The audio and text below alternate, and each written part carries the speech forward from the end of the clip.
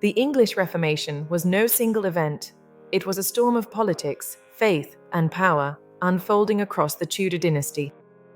Unlike Geneva or Rome, England's story was uniquely its own, messy, violent, and deeply human. Monarchs, not theologians, primarily shaped this reform, driven by dynastic needs rather than gospel principles. Henry VIII's break with Rome, famously initiated by his desire for an annulment, cemented royal control over the Church.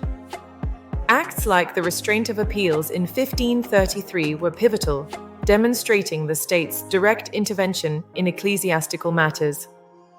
The state's grubby finger marks show that the English Reformation was imposed from above, a top-down process, brutally enforced with punishments for those who resisted.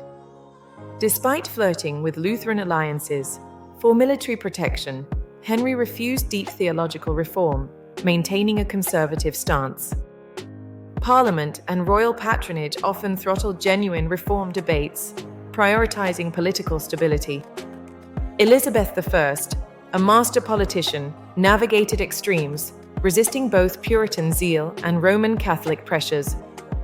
Her reign sought a middle ground, aiming for religious settlement rather than radical change.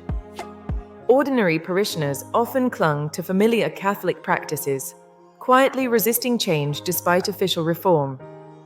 Parish conservatism often clashed with Puritan agitation.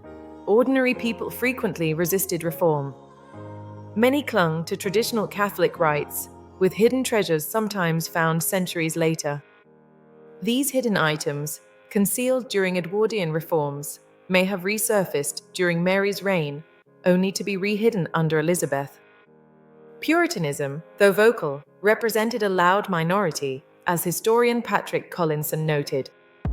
Bishop John Jewell's polemical sermons highlighted the unfinished nature of the English Reformation in the eyes of Calvinists and Puritans.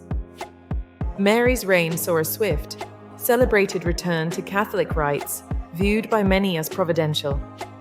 Mary's coronation sparked scenes of jubilation, bells rang.